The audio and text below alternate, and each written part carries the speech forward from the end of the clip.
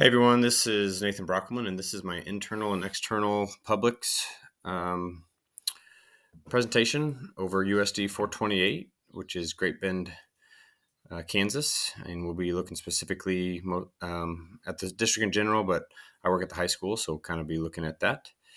So we're going to start with internal, and then we'll move on to external. We'll kind of come back and look at both of those as well. In more detail. As far as internal members, we have our teachers, parents, students, administration, which would be, in our case, our superintendents, assistant superintendents, our principals and assistant principals, and our athletic director. Then we have our support staff, like our custodian staff, paraprofessionals, our secretaries and office staff. And then we have our Board of Education as well. As far as form of communications, our print communication, we have our teacher handbook, licensed agreement, our classified handbook, and then we have a newsletter called The Relay that our district education center produces, just kind of talking about what's going on in the schools and positive things, trying to promote, when teacher gets recognized or coaches get recognized or teams or students, whether it's athletics activities or even inside the classroom. They print that and put it in our workroom.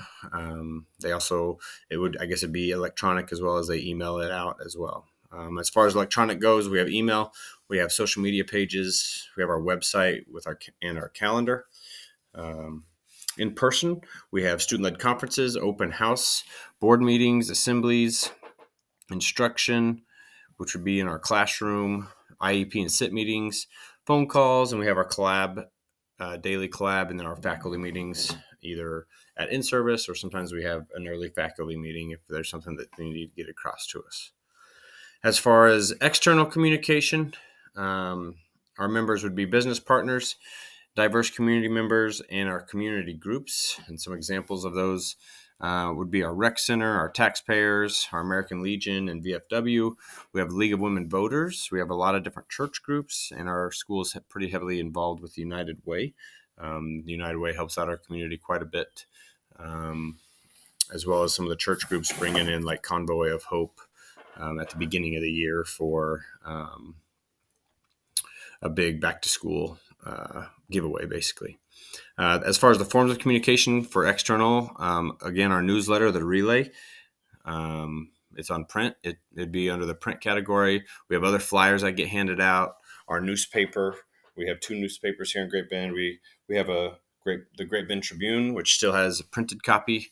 The other one would kind of be an electronic Great Bend Post.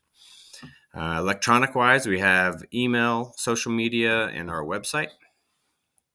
And then in person, we have assemblies, board meetings, bond meetings.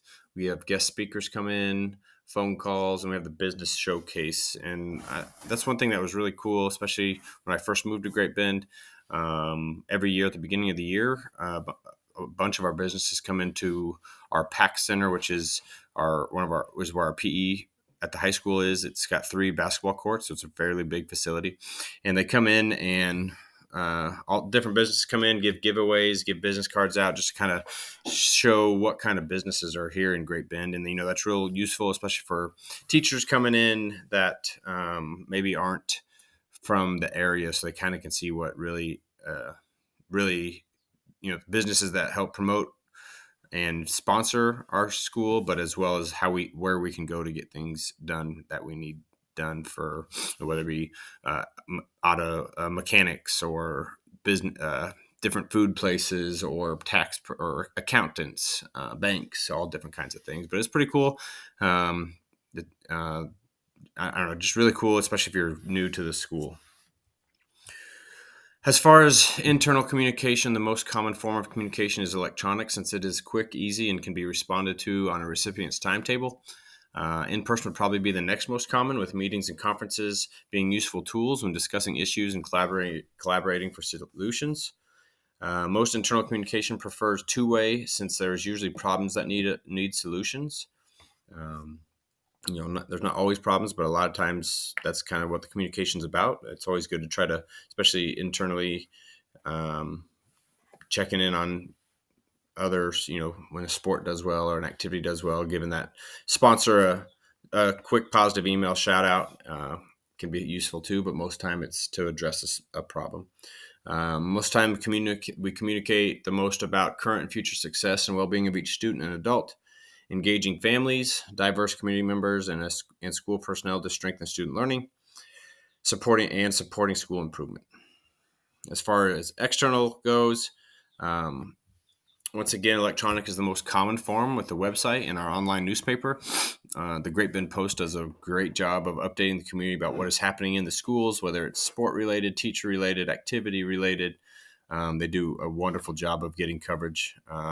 They also do a little talk show, radio, sports day for all the sports where they bring in coaches and athletes to kind of talk about each previous week and what's upcoming and where they're going to be. So, Great Bend Post does a real good job of really promoting the external communication for our school. In person would be next with assemblies and meetings that are open to the public or with our community partners. Most of the groups in the external public do not require two-way communication. A lot of times it's just trying to get information out to them. And the thing we communicate the most about is probably advocating for the needs for their school and community. And then here are the references used when we're looking at the difference between internal and external communication. And thank you for watching my presentation.